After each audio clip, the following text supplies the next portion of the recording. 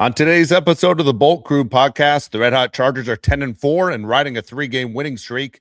Can they make it 4 in a row this Sunday in Dallas? We'll take an early look at the playoff picture and explain why the Chargers might have the best road to the postseason. And now that Week 15 is in the books, how did our guy Philip Rivers do? We'll share all our thoughts and take your comments as well. It all starts right now on the Bolt Crew podcast. Hard to have success when you got guys coming in your face all day. Hey, yeah, hey, it's the Bolt Crew, and we always win it, hey. Go against us, I don't recommend it, hey. It's the Bolt Crew, best up in the business. It's the Bolt Crew, reppin' for the city. Mackin' on and off the field like Khalil. They hate on us cause we keep it too real. I'm talking smack like Phil Rivers in the field. Oh, you mad again cause we kept it real? Why you mad? Hey, I'm talking smack, I feel like Uncle Dave. Hey, I bring the pain, I feel like Derwin James. I could run and gun, I feel like Herbo down the lane. I feel like LT the way I'm stiff arming these lanes. We just wanna win, we just wanna win, yeah. Ay, we just wanna win, we just wanna win, ay. Putting on for the city, putting on for the city. We just wanna win, we just wanna win, yeah. Hey everybody, welcome to the Bolt Crew podcast. Dave Palais, Josh Palais, and Mario Heron talking Charger football with you on a Tuesday. Appreciate everybody that's already in the chat ready to go.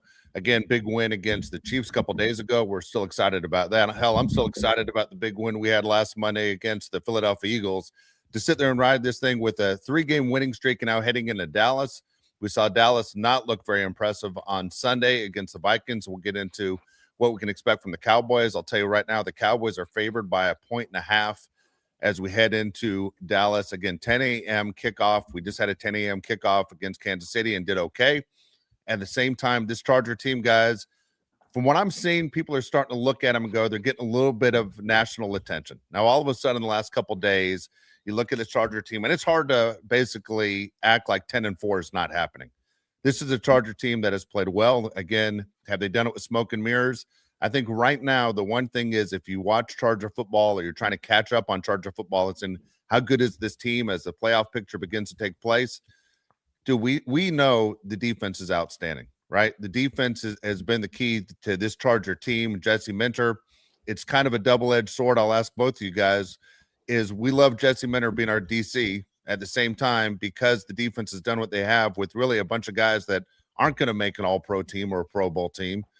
How much credit does he get and how basically attractive is he to other pro or college teams that he could possibly leave? Very attractive for the same reason you just said. There's not a ton of guys on this defense that are household names, but the Chargers are playing like a top 3 defensive unit in the NFL because they are. I mean, you got Derwin James. Everybody knows Derwin.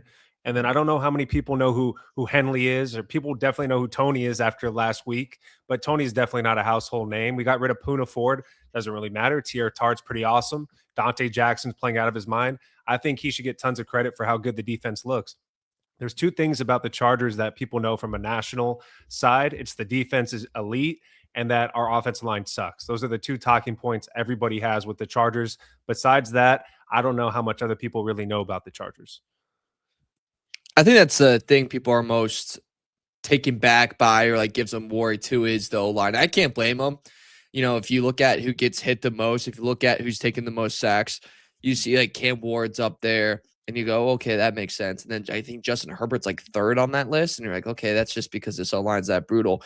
But, you know, our defensive guys, they need to get more attention because they are exceptional. You know, you mentioned Henley. I think he needs to be up there with some of the best linebackers in the league. I think that we also need to start putting our secondary as some of the best. And our edge rush group, I mean, if it's not up there, if it's not number 1, it's not number 2, no, it's number 3, Dave, then I think these people just start watching football.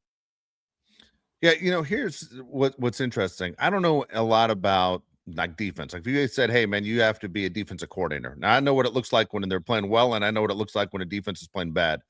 But at the same time, I've never been a guy that focused my attention on defense. Even when, you know, I played sparingly, I was an offensive guy. I'm still a guy that watches football looking at plays on offense that I haven't seen before.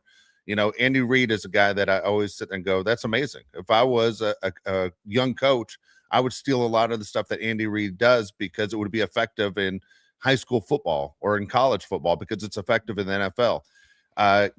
Sean McVay is supposed to be an offensive genius. I saw a breakdown on Sean McVay. Just has nothing to do with the conversation right now, but I was amazed by it. But it seemed so simple. It was how they get Puka open.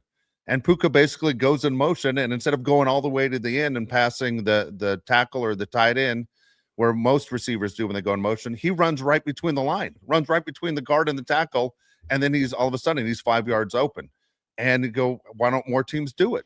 So when I'm looking at Jesse Minter's defense, if I was a young coach or any coach that doesn't have the superstars, and I mean like the superstars like the Myles Garretts and the Micah Parsons, those guys that are household names, dude, whatever Jesse Minter does where he looks like he shows you enough but keeps you from getting first downs and getting in the end zone, it's genius level stuff. And Mario, you brought up the fact that could he be a candidate for the Michigan job, could be a candidate for the Giants job, could be a candidate for the Raider job.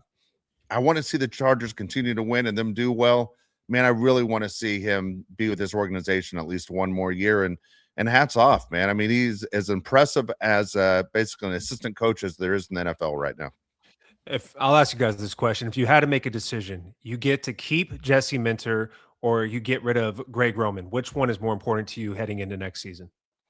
You go first, Mario. Keeping Jesse Minter. What about you, Dave? Yeah, keeping Jesse Minter. I'll deal with the question of Greg Roman to keep Jesse Minter. So you're okay with this? Dude, you know what the chances are? We're going to end up with Greg Roman and not Jesse Minter. Those are really the chances. Those are the odds. That's probably going to happen, yeah, unfortunately.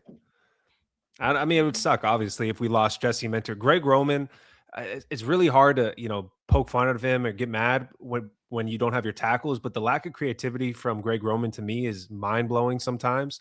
To me, he's a bottom 10 offensive coordinator in the league. I don't know. I'd rather get rid of Greg Roman, I think this offense has been locked in this season with lack of creativity. I think there's a lot in there. Lad McConkey, if you were to ask him which one he wants, which one do you think he would choose, Mario? I think you'd say, yeah, we can show Roman the door. Brian Dable's out there. Let's give him a call, right? Maybe Dable might be up there for the Michigan job, if we could be completely honest. How much difference is the NIL from signing free agents? How much difference is that now? And he's from the college football. He was at Alabama before. Yeah, there are a lot of college coaches and a lot of coaches and players that make more money in college than they do in the NFL. I mean, we see it all the time, right? I mean, the receiver money is crazy. The quarterback money is crazy. I don't know. Again, hats off to Jesse Minter. I want him to keep doing what he's doing. I don't want him to have a bad game where all of a sudden he's not attractive. I mean, we made the comment after the disappointing Giants loss of going, Jesus, there go your chances, Jesse. But look what he's done the last few weeks, and look what he's done the entire season. Again, 10-4. I know when we all made our predictions on what we thought this team was going to do, way back in August, I think we did it. Might have been even sooner than that. I think when the schedule first came out, we'd made our predictions, and a lot of people thought, oh, you guys are crazy. I think the most realistic person that people said, okay, this guy's not insane, was probably Josh. Were you like 9-8, Josh? Is that what you had him? Do you remember? I think 9-8. I was the one that was a little crazy. I was like the 13-4 guy or 12-5 guy. Yeah, you were 12-5, I thought, weren't you? Yeah, maybe you were 12-5. Insanely high. Yeah, now it doesn't seem so crazy, right? No. But I mean, okay, realistically though, it's like we have Cowboys, yes, but I mean Texans, are we gonna be favored? Broncos, we won't be favored. But we weren't favored the last two games either. We aren't favored. I'm just saying. But yeah, I got what you're saying. Now, again, the Chargers were not favored against the Eagles, not favored against the Chiefs. As a matter of fact, the Chiefs, I think, were favored. Was it 6.5? It wasn't even. It didn't make any sense to me that way that one broke down. But you're right. The game on the schedule that scares everybody is because of a chance of injury is the Texans game. It's just because what that defensive line can possibly do and wreck your quarterback. And the Texans are playing great football. The Texans have won 6 in a row. They look like a completely different team than they did when they were struggling. At the same time, are the Chargers right now having a 3-game winning streak? Are they playing their best football of the season right now? Defensively, yes. Defensively, the Chargers are at their peak right now. They look great. I have no complaints about the defense whatsoever. There's nobody on the defensive side where I say this guy's killing the team. I think all 11 guys look very good on defense. Offensively is where we have our issues. We're bringing back our favorite segment. Let's look at the offensive line. Here's the pass blocking from the last game, and they actually did better than what I thought they would do. Once again, PFF isn't the end-all be-all, but this is how they graded out for pass blocking. You got Jamari Sawyer, an absolute complete step up from everything else that we've had at left tackle, not named Rashawn Slater or Joe Alt. He's been very good as a backup, 73.5. Zion Johnson, 66.5. Bradley Bozeman, this was shocking to me. He grades out at a 78, the highest on the team. Then you have Mekhi Becton, 66.8. And then Bobby Hart rounds it out. He was actually the worst at 47.3. Trevor Penning filled in for Mekhi Becton, shocker, during the game when he got hurt. He was a 70.1. Does anything on this screen here surprise you, Mario, or how do you feel about this? So I know Bradley didn't let any pressures, but he did miss a couple blitzes that were like pretty obvious that got Herbert pretty lit up. So not trying to hate on that, but good for him for finally, putting a passable score up and not completely embarrassing himself. It's definitely an improvement.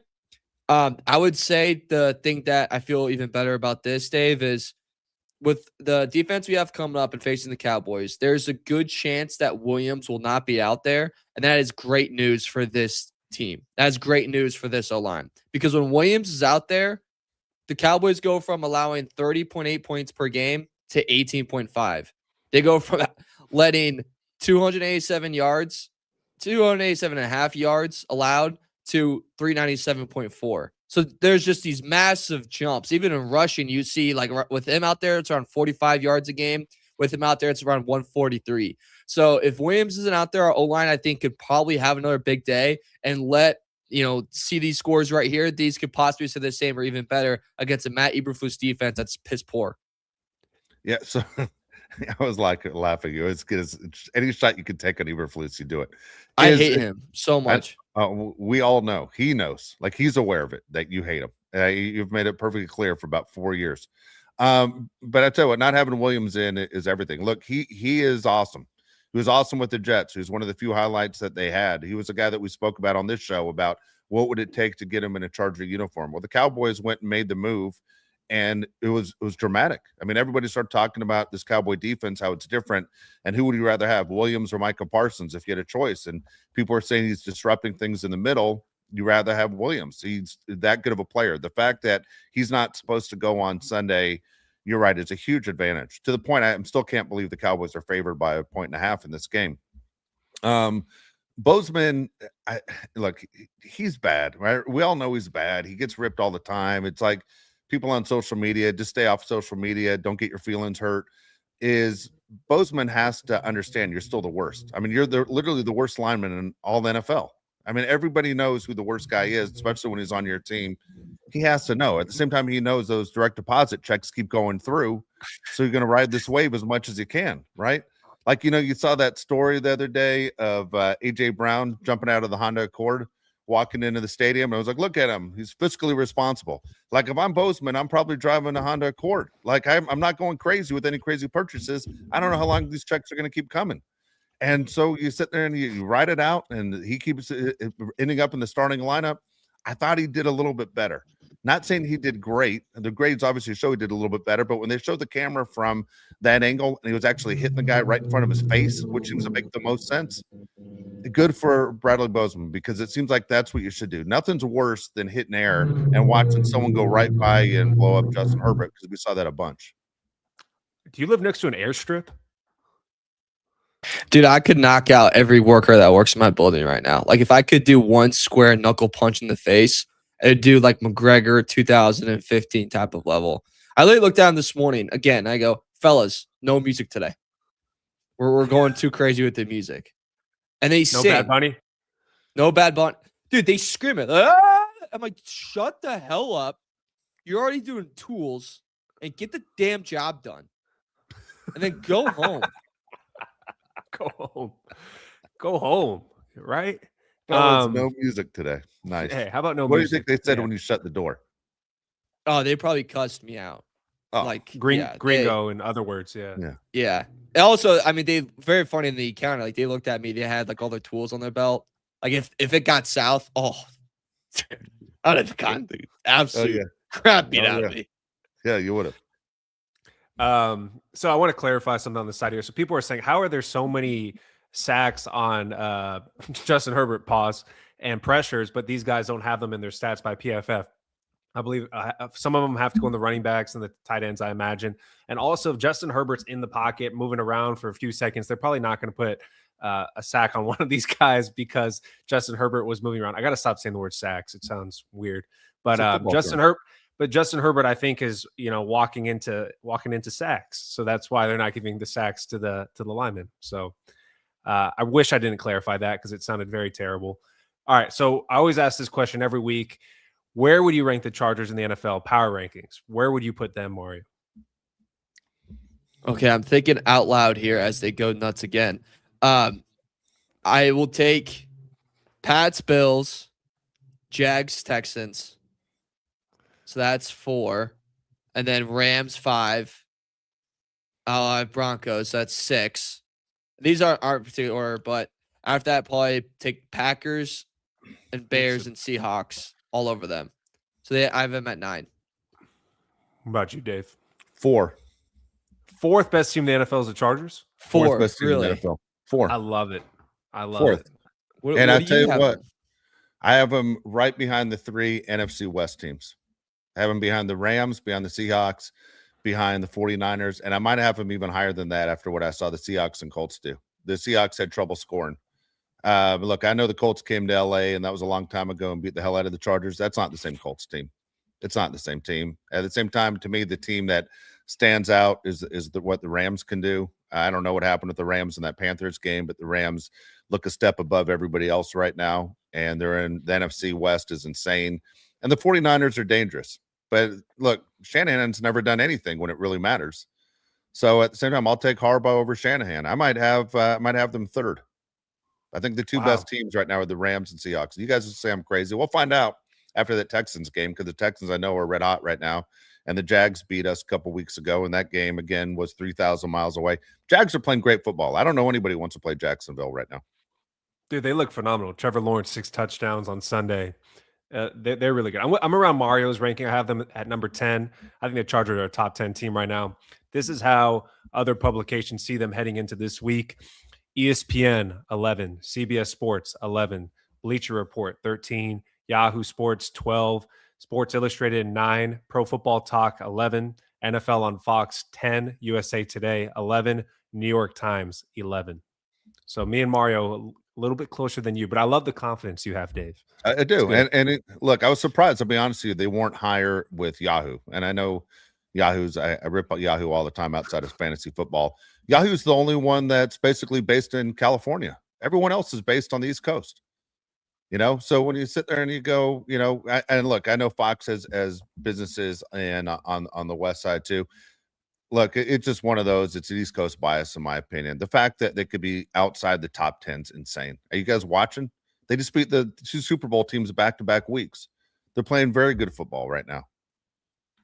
And they got the quarterback-coach combination. I don't know why I've been trying to talk you guys into it. You guys are already Charger fans. I'm just saying it's BS, man. Where would you rank them in the AFC? So 1 is what you say, the best team in the AFC, even though we just got killed by the Jaguars a few weeks ago. Not sold. Yeah, that's why I get pause. I don't know if I can say they're the best team in the AFC. Okay, all right. Just let me break it down for you real quick. Not even in their division. Can I just say what I see?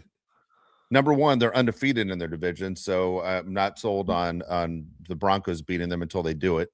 So they're undefeated in their division with 1 game to play. I'm not sold on the Patriots. They've had an easy schedule. They blew a huge game to the Bills at home. The Bills have holes. And the Bills, big-time games don't come through. The Steelers are in first place in their division, and we already took care of business with the Steelers. Steelers not losing a home Monday Night Football game since 1991 is like insane. It is absolutely one of the craziest stats I've ever heard of. Jacksonville's dangerous, and to me, if you ask me, guys, the team that scares me the most against the Chargers, it is the Texans right now. It is because they have the ability to end the game in the first quarter, meaning if either one of those defensive ends gets to Justin Herbert and we're looking at Trey Lance, season's over. It's over. Yeah, so this week, not to look ahead, phenomenal games. This is one of the best weekends of the year. I don't know if you guys peeked at the matchups. I'm sure you have. I'm just going to read off some of these top matchups we have with some playoff teams. It's going to be really good. We got Rams and Seahawks on Thursday Night Football. To me, that's the game of the week. I think that might be the 2 best teams in the NFL. You also have the Packers and the Bears, Mario. That's going to be a great game. Chargers and Cowboys. Chargers can put the Cowboys out of the playoff picture. That would be great 2 weeks in a row. You also have Jaguars and Broncos. I think that's the second best game of the week. I cannot wait to watch that game. Steelers and Lions, and then Patriots Ravens. Monday Night Football is going to be awesome. You got Phillip Rivers and the Colts against the San Francisco 49ers. The game is in Indianapolis, as I'm sure you know, Mario. Okay, so we've said the Pats have had this easy road. We've said, other teams have had some easy roads. We talked Niners before this season had one of the easiest schedules. Dude, I mean, their past 4 games. Cardinals, congrats. Panthers, nice. Browns, good stuff. Titans. That's the last 4 games. And yeah, they've won 4 in a row, and I'll give you credit, but let's remember the Texans kind of rocked them 26-15. Then they had the bless of facing New York. Rams put some hurting on them. Like that's a game where they need to step up and show that they're actually a team that's for real and not just being up on the little people of the NFL right now. They can hang with the big fellas and the big dogs. So that's going to be a good test. And like you said, tons of playoff implication matchups all across the board. And the Chargers in their own right, Dave. If we win and Indy loses, so we're all Niners fans this week, we clinch a playoff berth. So fire up, get your Colts hat on or your Niners hat on, go fight a fan like they do, Dave, and get excited. Dude, I tell you what, I'm rooting for the Colts, man, on Monday night. I can't root against 17. I'm rooting for the Colts. You got to root for the Niners. It sucks, guys. You got to root against Phillip Rivers. Yeah, I can't do it. It's a tough one. Let someone else take care of business down the road. We'll take care of business down the road. I can't root against Phillip to have a bad game. I feel like Dude, it's like watching my family member, Mario. I can't root against them. You know how hyped I was watching him the other day? There are a lot of people in my family I could root against. Easily. Yeah, Sam, I want to start naming them? I'll do it. I got a long list. I got a long list of people that I like Phillip Rivers so much more than a lot of people that I'm related to. It's not even close. Me too. I mean, my point being is like Phillip Rivers, I can't root against him, Mario. I know it makes sense for us to have the Colts lose. I can't do it. I just can't do it, dude. I can't get off of it. I cannot watch Phillip Rivers and root against him. Even when he was on the Colts before in 2020, I was rooting for him every single game. Like I was a fan of the Colts. I just love Phillip Rivers. I don't know. I can't do it. I can do it. Oh, I'll do it for you. I have no problem rooting against him. Okay. All right. You got to be that guy. I don't know what to tell you, but I'm definitely rooting for him. By the way, Phillip Rivers losing that game against the Seahawks the other day was the most Phillip Rivers thing I've ever seen in my life. Right. I mean, it was like a guy comes out of retirement and 5 years later, it's the same story, right? Puts your team in position to win. You lose at the end. Everyone drives home or leaves upset. And it was just like, as Charger fans, we've seen the same thing happen a bunch of times too. It's like you put yourself in position, too much time left on the clock. They blow the kickoff, the whole deal, and then it doesn't go Rivers away. It's just the way it is. Dadgummit, get on the bus. Dadgummit, didn't work out again. It was just like, it was so crazy how his career has gone the same way over and over again. Sad, man. It was sad. And the guy that kicked the field goal to beat the Colts is a family friend of ours. Like he grew up right next to us, same community, went to high school right next to my high school. It sucked. Yeah, Josh is not joking. Jason Myers, like we literally spend like Christmas together and like holidays since he was like 8 years old. And then I'm sitting there watching Jason Myers beat Phillip Rivers. I was like, God, that sucks. I'm sure when I see his dad in a week or so, his dad's going to be, you see my boy? Like, yeah, we saw it. Jason Myers was a huge Rivers fan, and he had to sit there and crush his day. Damn it. I want to ask you a question. Please do. I know you've probably flipped a few people off in your day. What's your opinion on Tony Jefferson flipping off the crowd? Do you think it's a big deal? I mean, Chiefs fans are obviously going to make it a big deal. I'm assuming you don't care at all. No, I don't care at all. I love it. It's a rivalry. You're in Kansas City. It's not like these Kansas City fans are the best people in the world and they weren't trash talking him on his way out. That was happening. It's raw emotion. It's fine. It's life. You get the double bird. Like, welcome to it. It's, good on him for apologizing. Good for, shows the type of person he is. But all the emotion that run into a football game in enemy territory, give the bird. Double bird. Double gunned it. Double bird. Here, this is, I'm not going to be popular. Dude, if I'm the NFL, I don't even fine them. I just say, you know what? It is what it is. Look at wrestling. Look how popular fake wrestling is. Dude, Yeah. all the antics. I mean, dude, every player should be walking off the field on the road. Anytime you get double bird, I understand why you don't do the old throat slash because they get upset with that one because it's straight violence. But the old FU, come on. It's what we do. It's what people do. It's human nature. It drives people crazy. As long as, you don't punch a fan, I'm not finding anybody. Bring WWE and the NFL. Let's bring it on. I say we encourage it. Ratings go through the roof. Come on. People are buying tickets just to flip guys off. Right? Flip. Let's go. Yeah. Come on, man. I don't know. Not a big deal at all. And it's something we haven't seen as Charger fans, right? You never have this as a Charger fan. Chargers never do that. I loved it. I loved every second of it. Because we're doing the same thing. Right? We're throwing birds at the TV. Yeah. See you later. And then Travis Kelce and Rashee Rice and Xavier Worthy waving goodbye to him.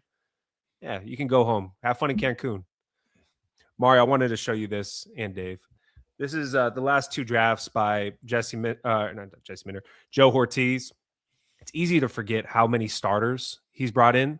Dude, I was blown away just looking at this list. How many of these guys play not every down, but almost every down? There's tons of guys the last two drafts. The Chargers have never done this. Is there anything here that jumps out to you?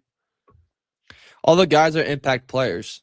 You go down the line. I mean, Hampton's impact, Harris's impact, Caldwell's impact, KLS touchdown last game. Gasson's looked great. Alt's our best offensive lineman. McConkey's our number one. Colson, I'm still holding out on. Still, Hart, some of the best corners we have on the team right now. Vidal has been a great surprise this year. Every pick that Joe has, he's batting about 80% chance of it hitting. And Dave, that is what makes GMs the best. Yes, you can trade for anyone. Yes, you can sign anyone. But can you draft? Because if you draft well, you're going to win. And that's plain and simple. No ifs, ands, or buts about it. No, you're absolutely right. It's what separates guys that can do this job for a long time and be successful and sustain an organization through all the salary problems that teams have, right? Can you keep your team together? I mean, you look at the Dallas Cowboys who they're going to face on Sunday. I mean, the Cowboys cannot figure out their bank account, right? They pay too many guys at the same position. I mean, it's bizarre. I mean, there's certain teams that can do it. KC, there's a lot of talk. Does KC blow things up now? Look, KC was able to run this thing together for about 10 years. The Rams have done a really good job. The Eagles are doing a great job. I don't know how the Eagles do it. It's like the Eagles' salary cap's 3 times that of every other team, but I don't know how the Eagles do it. The fact that Hortiz knows how to draft. By the way, my eyes are so bad. I couldn't see anything that you put up there. All I saw was a purple line. I saw a white line. That's all. That's all I could see. I really wish you'd wear glasses. If you didn't read that, I would have no idea. I know he's on the list now. He read it out loud, which is awesome. Help me out. But my point is Hortiz is really good at what he does drafting, and it's not the first round. We can all sit there and we'll do our shows of who would you take with the 28th pick, or I hope we're picking 32. Who do you take with the 32nd pick? And we all can draft the first round. Can you draft in the 4th, 5th, 6th round? Can you pick up those free agents at the end of the draft? Because there's always a rush of can you get those 10, 11 guys that nobody picked in the draft? Because guess what? Half this league is filled with undrafted players. You got to know what you're doing. I mean, so is Joe Hortiz and his staff really good at what they do? When it comes to this, they are. If I was to ask either one of you who leads the Dallas Cowboys in tackles, do you think you'd get that question correct, Mario? It's probably like a linebacker. I can't think it's on my head. I'm going to go with safety. Oh, it is? I would have said safety. You guys know this person very well, former Charger. What's his way. It's that's idiot, him. The idiot from Oklahoma. Kenneth Murray leads the team in tackles. Dude, if you were to tell me in 2025 Kenneth Murray would lead a team in tackles, I would say you're nuts. But here we are. If you told me he's going to be in the NFL, I'd be shocked he's still in the NFL. Dude, he was terrible with the Titans. Yeah, I'm shocked this is what's happening. It's not like he has a ton of tackles, but he has 74. Not terrible, I guess. The Dallas Cowboys are like a team of my ex-girlfriends, man. Matt Eberflus, Kenneth Murray. Yeah. Like if Bandy was in here, we'd trifecta. Yeah. Jesus wild, Christ. Man. It's wild. All right, we got comments here. Okay. First one comes from TMAJC 100 pesos. Thank you. Did we ever get a detailed story on how the intro song came to be? My wife is very thankful because she gets to see a stupid dance by me 2 times a week. 3 times a week. Are you only tuning in 2 times? Yeah, you know we do 3 shows. By the way, yeah. Before you give the explanation, somebody wrote a whole thing to me, I think, and to Josh, saying, "Hey, I love the show. Get rid of the song." Yeah, we're not going to get rid of the song. So. Yeah, we get so much love for the song. Yeah, we get one bad comment about the song out of every 20 comments. We're not going to get rid of the song, and I like the song. Yeah, my name's in the song. Like I'm in the intro on the video intro that I created. You think I'm going to get rid of that? Yeah, come on, please.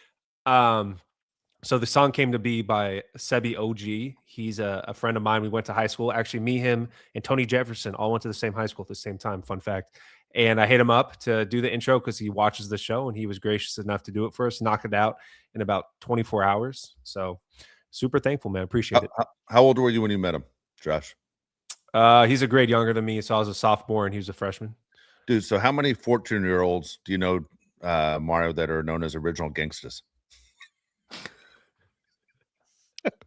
I'm just gonna let that one slide. All right. He's doing well though. If you guys live in San Diego, you guys have probably heard of him. He's part of the SDFC. He did the pregame the other day, so he's doing well, and we love him. Good Angie Bar 999 says, "Hi guys, this pod is one of the highlights of my week. Thanks for the entertainment. Keep the rants coming, Dave. And Dallas is absolutely beatable. Go Bolts." Absolutely right. Andrew, appreciate that. Andrew, we were looking for you on Sunday. I don't think you made it to Sunday's show. If I'm not mistaken, I think that ruined her Cal Ripken Jr. streak of never missing a show. Yeah. If she was there, I didn't see it. But there. I was like, you saw her? I didn't see Angie. I think so. You got to confirm, Andrew. You don't need to pay to confirm. Just let us know in the chat. I didn't see Angie. I literally said to Josh as soon as the show ended. I didn't see Angie. She said she missed half of it, so she was there. Okay. Counts. That counts. AK 199 says, "I believe my team can win out and finish 13-4. I do too. I don't think AK is crazy for saying that. I 100% expect the Chargers to beat the Cowboys, but I agree with Mario. I think that Texans game is going to be probably the hardest test because the Broncos, who knows what they're looking like in the last game of the season. If we can beat the Texans, I think we absolutely can beat the Broncos. I think the Texans are the other best team in the AFC.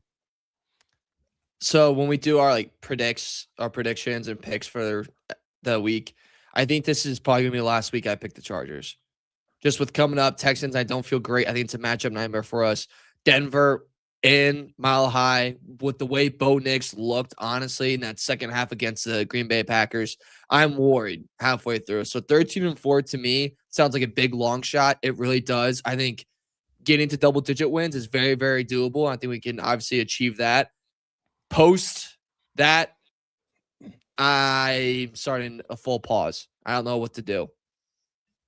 I guess we're already at double digits, right? We're at 10 wins. We're at 9. We're not at 9 wins. We have 10 wins. 10-4. Yeah, 10 wins. So getting to 11, yes. But after that, I don't know. Dude, okay, here's the deal. AK has had a better 2025 than you have, Mario, when it comes to this football stuff. Like, he's been on top of it. He's had a pretty good year. Yeah, you still won't give in to Bo Nix. Are you sold on Bo Nix at all? Like, if there's a chance this guy can win MVP. I'm going to give Trevor Lawrence credit. He's actually a lot better than I thought he was. I'm not going to give – I don't know if I'm going to give all of that to Bo. He looked great against Green Bay, but he also looked great when Parsons went out. Yes. And that defense changes up a little bit when he's out. Yeah. If the season ended today, the Chargers would play the Steelers in the playoffs, I believe. Yeah. Is that correct? Yeah. So, and I don't know if you have more questions to get to, but yes, I do. I want to break this down for you since you just brought it up real quick. So the Broncos right now would have the bye. They'd have the number 1 seed. Okay. They've won 11 straight games, by the way, Denver has. None of them impressive. Won 11 straight. Then the way it would break down after that, the number 2 seed Patriots would take on the Texans in New England. Texans again have won 6 straight games. The Jaguars, the number 3 seed, have won 5 straight games. They would host the Buffalo Bills. And the Steelers, the 4 seed at 8-6, would host the Chargers, who have won 3 straight games, who are 10-4. So I think when you look at the, basically the schedule that could be, if the playoffs started this weekend, we would all take the Steelers over all the other matchups, right? I mean, it sets up perfect for the Chargers on what you'd want. Correct? Wouldn't you rather face the Steelers out of those other teams? Yeah, and I actually like the road teams and all those matchups you said. Yes. By the way, we brought this up on the show probably 9 months ago, maybe more. Dude, the NFL needs to get rid of the goddamn divisions. I'm telling you right now. You just I like them. Okay, here it is so ridiculous that a team that could have a losing record could make it into the postseason. I mean, the Rams and Seahawks and the 49ers are arguably the 3 best teams in the NFC, and yet only one of them gets to host a playoff game. It sounds absolutely ridiculous. Okay, here you go. I'm gonna throw up. If you guys remember, this was the solution, Mario. You still face the Raiders, Broncos, and Chiefs every year. You just alternate home and away every year. You face them once instead of facing them twice. And you get rid of the division from the top teams making. Wait, what? No, I'm not there with doing the home and away like they do in college. I'd say you keep the home and away both games, but then you get rid of division winners and stuff. Like if you have the best record, you should get in, like they do in the NBA. Is that how they do in the NBA? Or do they do divisions in the NBA. It's dumb. 100%. Yeah, they don't matter. If you're the best team, you should get in. Like if you're terrible and you won your division, you shouldn't get in. Okay, I mean, ridiculous. Go ahead. But Seahawks, Niners, and Rams are all in the playoffs right now. Like if it ended today, they'd all be in. Yes, I got it. But only one gets to host a playoff game. Come on, every one of those teams would beat the hell out of Tampa or the Panthers, right? And I understand the Panthers got the Rams. That was a fluke.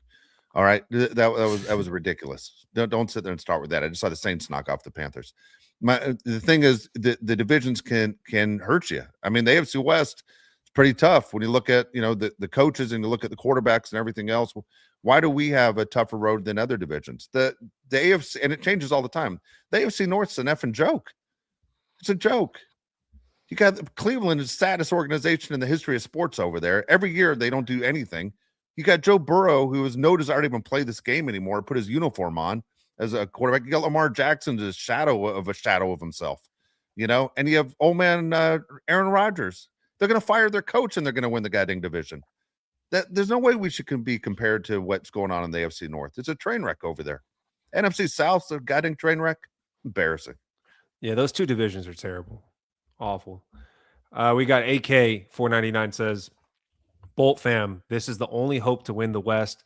Jags must win. If not, it's over. Denver will smoke Kansas City on Christmas Day. Not even Jesus can save the Chiefs. I agree. I don't care about winning the division. I don't really care that much. I don't really care that much about winning the division. I want to win the division, but I'm not it doesn't mean that much to me. I just want the Chargers to get in the playoffs healthy. That's what I care about more. Perfect scenario is we get to host a playoff game. For me. Yeah.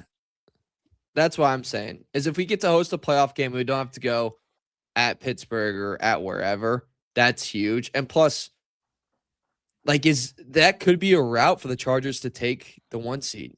Like, let's say Broncos drop 1 and we beat them, and then we're at 13-4. Pats, what would they have to be at? I think their schedule. Okay, yeah, never mind. Pats are just going to walk through the rest of their schedule. They have Ravens, Jets, and Dolphins. But if they win the division, they're probably the 1 seed. That's a bye. Yeah. Yeah, I mean, I just don't think the Chargers are going to win the division. I don't know. I don't see the Broncos losing to the Jaguars, but it could happen. I don't know. Anything could happen. He mentioned Christmas. Can we talk about the Christmas schedule real quick? Sure. Go ahead. So this is the great planning that the NFL has done to try to take over Christmas Day. Hold on to your seats for the matchups we got. Dallas at Washington. Jaden Daniels is not playing. Dallas has a 0.5% chance of making it to the playoffs. Good stuff. Lions at Minnesota Vikings. Wow, we get number 9 once again on prime time. He sucks ass. Denver Broncos at Kansas City. Mahomes is done for the year, and the Chiefs are cooked. So we're going to watch the Broncos just rout KC. What an awful 3 games on Christmas Day. Wait a second. Am I mistaken? Did the Vikings play the Lions on Thanksgiving too? Let me check. I actually do not remember. Was that the match? Who did the Lions host on Thanksgiving? The Lions Day? always, yeah. Was it Packers? Was it Lions and Packers? Maybe I'm wrong on that. I'm like, it was Lions Packers. Okay. Packers, because I bet what are we doing? These 2 teams just match up every holiday? Okay, good. But terrible 3 games. It is. They're still going to beat the hell out of the NBA in ratings, though. The NFL knows it. Yeah, they will. But I'll be watching NBA. I'm so off in the NBA right now. Yeah, you and Chet Holmgren. Go ahead. I will. Probably be hammered, too. Can't wait. Yeah, okay. How's that different than any other day? Okay, first off, we've cut back a lot. And I'm on record saying that Christmas is my favorite drinking holiday. And you're not going to take that away from me. Is it? Is it better than Valentine's Day? What the hell are you talking about? So people always think like, oh, it's the night before Thanksgiving, you get banged up. That's fine. It's a good day.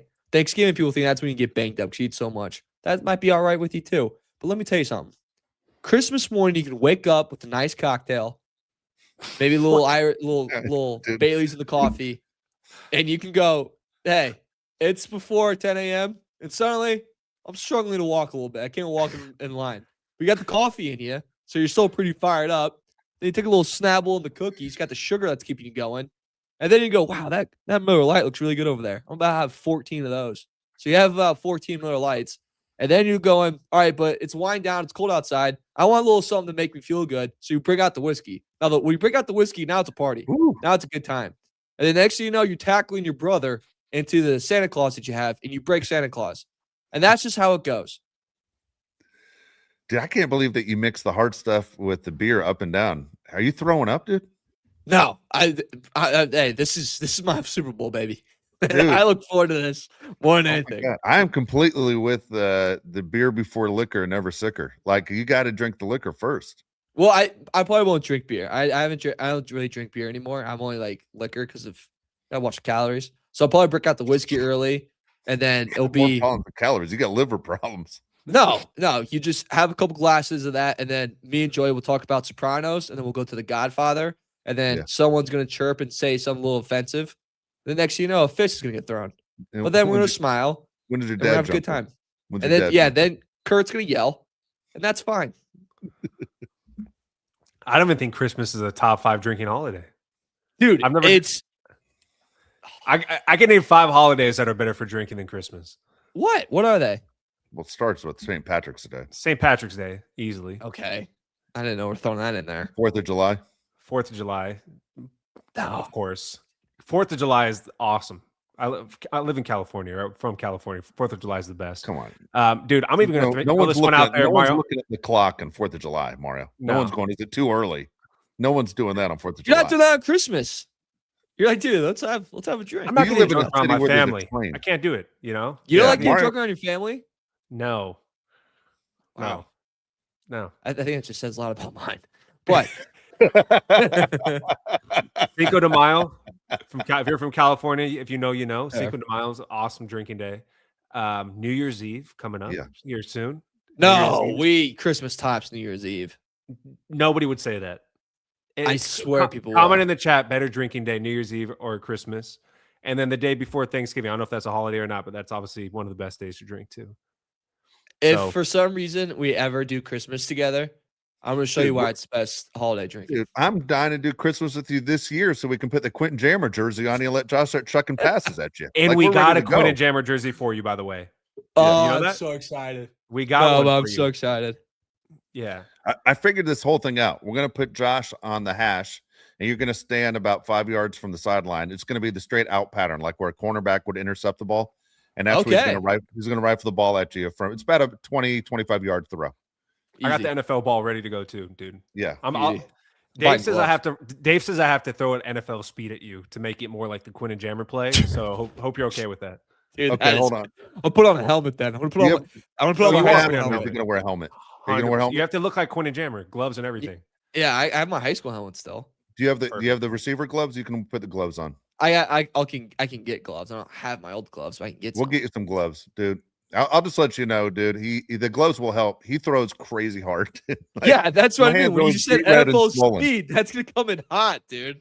Like it comes in hot, dude. He has a cannon, dude. I'm telling you, I'll wear those Home Depot worker gloves and stuff to catch the ball, dude. Yeah, we're not going NFL speed. We can dial it back a little bit. No, we're going NFL speed. Let's give you a quick video. No, it's not. You got to catch the first couple shots or whatever. Yeah, we'll get warmed up. Are we doing shots 20 yards out, dude? You got time. Yeah, that's true. You'll catch it, dude. You'll catch it. Come on. Angie Barra, 499 says, it brought so much joy to my heart to see Rivers play and almost get the W. Same. I was crushed though. I was very much crushed afterwards. Yeah. I was too. I felt really bad for him. It hurt more, honestly, if you're late to the beginning of the show, is that we knew the guy that hit the game-winning kick for Seattle. Someone wrote in there, well, he threw an interception at the end. There was no chance at that point. There was too much time left on the clock. The gave Seattle too much chance, not enough time for the Colts. But it was the most Phillip Rivers inning that I've ever seen. Just what we've always seen in his career. Damn it. It was fun to see him out there. And I thought it was garbage that guys were taking shots. He didn't have a zip on his ball. He never did. Yeah. He never did. We always say the most catchable ball in football is the one that Rivers throws. F those people trying to make it seem like Rivers was Josh Allen with the cannon. Like that was never him ever. Yeah. Calm down. Come on. JLM $5 says, if the Chargers have no shot at the division and have their seed locked up, should they rest all of their starters against the Broncos? Yes. Or if anything, maybe play a couple drives to get the feet wet. I don't know how that works, but I know this happened a few years ago where they did play the Broncos in the last game of the year when they didn't have to play any of their starters. And then Mike Williams got out there, got hurt, and didn't play in the Jaguars game. So I wouldn't do it. I'm not. I want to play the guys. I want to play the guys. If I get a chance to knock the Broncos out of their number one seed, I'm all for ruining their season. I'm ruining their chance of a free playoff win. Anyway. All right. You have a rant? Yeah, you know what happened to me today? Happened about an hour ago, right before the show started. Man, I was in a hurry. I said I had to get a house key made. I don't know what the hell happened, but all my keys to my house all of a sudden disappeared. It kind of makes me nervous that maybe I should change the locks. Yeah, what? And right? I mean, what the hell is going on here? Like, honest God, Josh, do you have a key to my house? Nope. No. His wife doesn't have a key to that. Nobody has a key, but yet we always had keys. And all of a sudden, the keys to the house gone. So I'm like the only one left that had a key to the house. So I said, I'm going to shoot over to Lowe's. There's a Lowe's 2 miles from my house. I'm going to go get keys made. Dude, you know how long it took for someone? Why don't we change the locks? Hold on a second. Let's back up a second. Why don't we change? This is terrifying that we don't have the keys to the house and everybody else does. Why don't you change the locks of the house? Dude, I don't know what happened to the goddamn keys. What happened? You gave it because you probably gave it to the mailman or the Amazon guy or whatever. You freak. No. You're going the wrong direction with this. Forget the keys. Let's change the locks. I'll help you. Okay. I'm terrified. So here's put a chair under the door. In now, no one's walking in the middle of the day. How do you know you don't have a key? Because I got 2 cars in the driveway. No one's robbing your house with 2 cars in the driveway. Why not? Strike. Do it. Yeah, strike when the iron's hot. Okay. No? I hate to say it. I know somebody that actually used to rob houses. But long story. So, I'm sitting there at Lowe's, and dude, I'm standing there forever. Like, dude, right next to the key machine. Like, dude, let's go. And so it's finally, I nobody works at goddamn Lowe's except for the 2 people at customer service and the 8 girls that stand by the do-it-yourself register. Give me a break, which is always so funny to me. Any of these places that encourage the do-it-yourselves, whether you're at Walmart, Target, Lowe's, dude, you're training people so your job becomes irrelevant. You're just training people to be able to do it themselves so they never need you. Once everybody figures it out, they're going to fire your ass, dummy. You just put on there, how many bags do you need? What's the worst case scenario? Is they don't have to pay you $20 an hour and then someone's stealing a 10-cent bag? What are you, insane? Stupidest thing ever. I'm going to train people to do my job so it's obsolete. Okay, forget that. I'm standing there for 25 minutes. I need someone to get me a key. I walk over to customer service. Hey, which I'm only 10 feet away. They see me standing there. And I go, hey, can you page somebody to come over and make a goddamn key for me? You got it. Nothing. I'm sitting there looking up going, where the hell's my, hey, can we get help in aisle 4? I got nothing. I walk back over. You got it, sir. No one's come over? No, because your inner monologue never said it into the microphone. So I literally walked the store looking for the phone where I was going to call for help myself. Customer service, aisle 4. I was going to do it myself. Couldn't find the goddamn phone. Anyway, got really upset, tracked somebody down. I literally made the guy come over and do it himself. I go, I know you know how to run the key thing. I know it's day 1 they train you guys how to do the key thing. Come make the goddamn key for me. I thought I was going to miss the beginning of the show. Got my keys made. Here I am. Was able to do the show. But, man, Lowe's, your customer service stinks. The only reason, by the way, anyone who wants to say real men go to Home Depot over Lowe's, dude, Lowe's figured out the front door. That's the biggest issue. Lowe's has an entrance and has an exit. You go to Home Depot, Mario, I'll explain this to you because you look perplexed. Okay. You ever go to Home Depot and go, man, I found a great parking spot. You walk right through the entrance. But when you walk through the exit, it's 150 yards away from your car now because it's all the way on the other side of the building. You ever notice, Mario? Dude, the last time I've been to either of those places, I was 12 years old. I've done apartments my whole life. Okay. So here's the deal. The Home Depot goddamn exit is insane. You walk in, think you got a good parking spot, and you really didn't. You're 150 yards away, and the weather here is fine. It's just a matter of walking. You're in minus 11 degrees.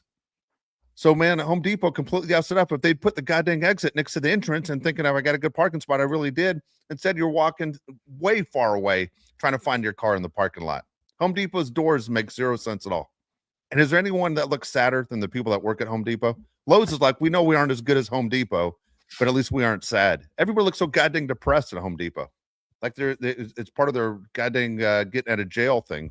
You got to sit there and earn community service hours before they give you a real job. Sad. F those guys. I see right here, someone says Ace is the place. I got it. I don't even know where their Ace is anymore. I don't know where these hardware stores are. I just need my keys made, damn it. That's it. Don't act like you don't see me.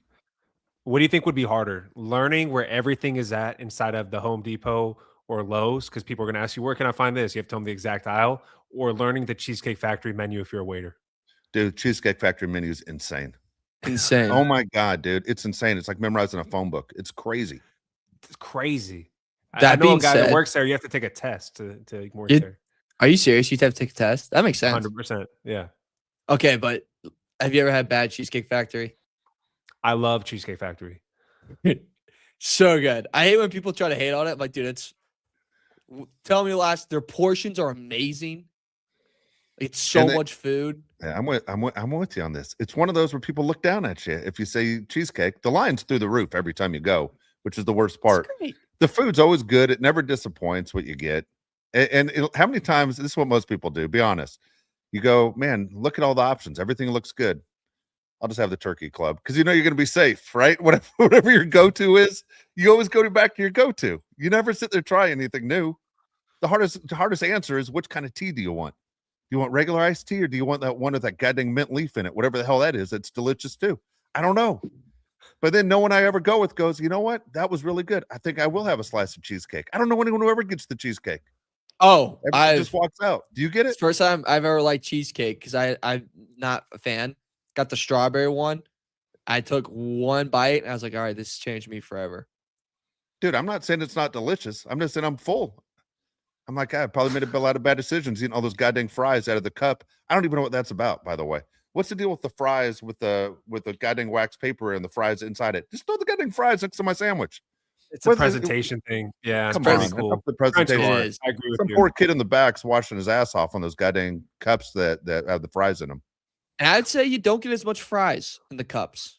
Like, get it on the 100%. plate. I got a lot of fries on the plate, brother, but not in a cup. It's true. It's a scam. Yep. It's a scam. It's true. Okay, here you go, Mario. Would you ever take a date to cheesecake? I probably wouldn't. Do you think I'd cheap out?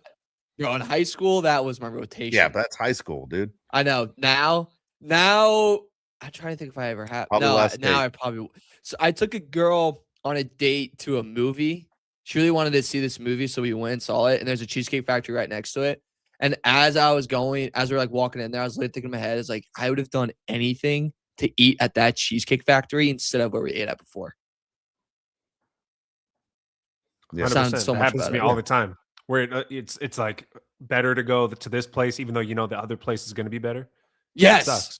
Yeah. And you're like, well, you want to support the local, like maybe like she'll like it a lot, but like, you're like, dude, I know Cheesecake Factory is going to be fire. It's going to hit. It's going to hit. Yeah. You got to be dating for a long time to do Cheesecake Factory, is my guess, Mario. You can't do a first date at Cheesecake Factory. It's over. You can't do a first date at Cheesecake. No, you can't. There's a couple spots you can't do first date. All right, now you're going to go on a goddamn rant. It amazes me.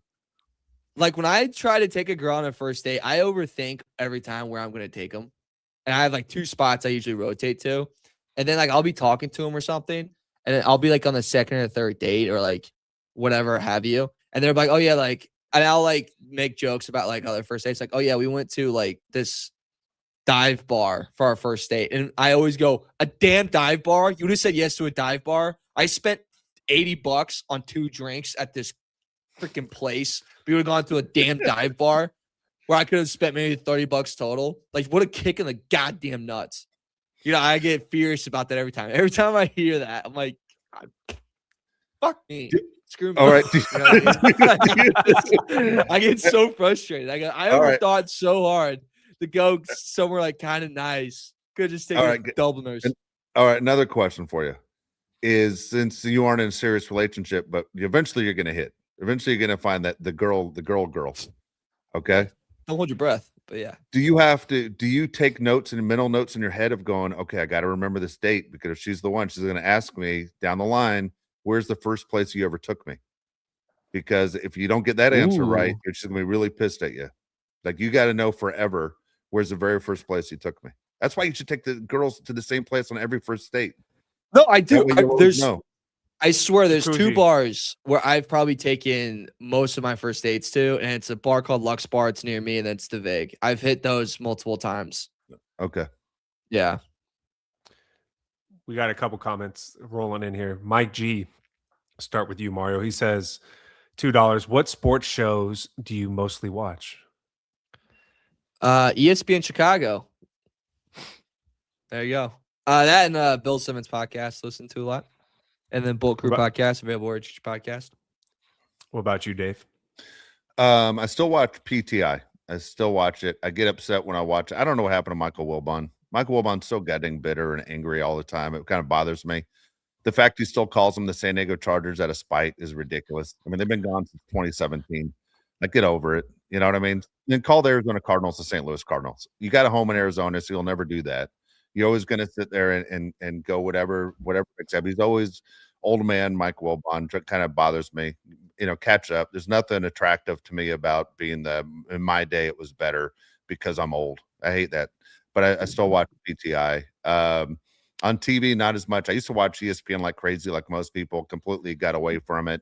Really disappointed in anything Stephen A. Smith does because it's only about Stephen A. Smith and not about the sports. To me, none of us are bigger than sports and why we love sports. Nobody got into sports because of one personality. I do listen to a lot of podcasts, man. Josh and I were talking about this. Almost everything Gary Vee does right now, former Laker trainer. He's a great storyteller.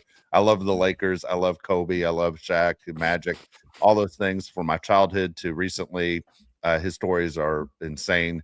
But and shout out to my boy Doug McCain who does Dodger Nation. He does a great job, and I know Young West is in here. He's a follower too. But I love Dodger baseball, so I think he does the best job when it comes to letting me know what's going on in Dodger baseball. And nothing beats this goddamn show when it comes to Charger podcast.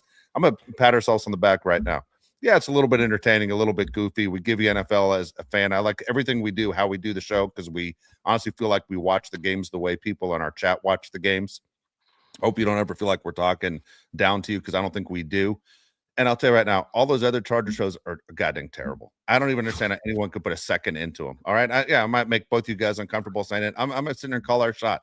I don't know what the hell you guys are looking at. It's not entertaining. It's not good. There's nothing good about it. All those shows stink. I've never seen one Charger show outside of this. I go, man, if I wasn't part of this show, I'd be listening to that show. I would not be listening to that show. Matter of fact, I'd probably be a Rams fan. You guys have make me almost hate the Chargers the way you guys do your shows. You're terrible. I said it. And by the way, if you want to look for me because you're upset what I just said, I'll be there December 27th, probably in a navy blue Charger hoodie and a hat. And if you have something to say it to my face. All right. Alrighty. Yeah. I like to keep up to date with sports. So I watch Stump the Schwab and Around the Horn. But when I'm not watching that, and I like podcasts, so I actually like listening to like a lot of basketball podcasts. All the Smoke with Matt Barnes, I think is very good. That's a great one. Yeah, it's a good podcast. I don't watch any TV. I actually got into sports because of Stephen A. Smith, so I'm not sure what you're talking about. Wasn't a big sports fan, and Stephen A. made it about himself, and then I got into it. So no, but I like podcasts mostly on YouTube. Is what I do. Jet Flores, $10 says. By the way, hold on, real quick. Sorry, yeah. Angie said, "What about Fernando Ramirez?" Fernando Ramirez is our boy. We love Fernando Ramirez. Yeah, friend of the show. The designer and all that stuff. I don't know what you guys are listening to. If you guys take time for that show, that show sucks. Jet Flores, $10 says, "I'm still pissed off about." I can't talk. Jet Flores, $10 says, "I'm still pissed off about the interview gate on Monday Night Football where they slandered Herbert. Have you covered that issue, and what's your take?" I'll let Dave go first because he's the media guy. What's your opinion on the Lord Rutledge situation? So look, I don't know. Do you guys know how much it costs for ESPN to run a Monday Night Football game? Do you have any idea? How much do you think each game costs ESPN to run one Monday Night Football game? $5 million. You want to guess, Josh? 10 mil. $110 million for 3 hours. Okay. So there's a huge investment from ABC, Disney, ESPN to carry those Monday Night Football games. Those interviews at the end are part of the process. All right. I'm not a fan of sideline reporters. There's nothing a sideline reporter ever told me that I was like, man, thank God she's there. Not once. Okay. Not one damn time. The hate that Justin Herbert gets, look, it's part of the job. Justin Herbert didn't think about it more than a second. As soon as he went home, took a shower before he left, checked, make sure his hand still worked, went home, and Madison Beer took her shirt off. Guess what? It was a good night. Okay. It was a good night. And that's it. All right. I think it was blown completely out of proportion, the Justin Herbert situation with Laura Rutledge. I think he was in the moment. He wanted to celebrate with his friends. He wasn't disrespectful to her. Once he did the interview, he realized this is a duty that I have as an NFL player, and he handled it. I think people completely blew it out of proportion. Yeah, on both sides. I thought she handled it in a professional manner. I thought so did he. Yeah. Wasn't hostile. She wasn't hostile. It's what it is. Yeah. And someone made a comment here, by the way, going back to the last thing about this show. Negativity. I don't think we're negative unless we need to be negative. Where? I'm sorry. Where's that? When you lose to the Commanders, who had nobody healthy outside of the quarterback, who just came back and he was all banged up. The only guy they had healthy was Deebo Samuel. We couldn't score for 3 quarters. I think it was a reason to be critical of this team. When they go to New York and lose to Jackson Dart in his first game against the Giants, I think there's reason to be basically the ability to criticize your team when they don't play well. To sit there and do reach arounds, you're part of the wrong show if that's the case. That's what we're going to do. Okay, the negativity thing. Yeah, we call it how we see it. We're happy now because we look good. But if they don't look good, we'll call it. If you're going to listen to a podcast, you want them to be honest with you. At least I do. When I listen to a podcast, just tell me what you really think.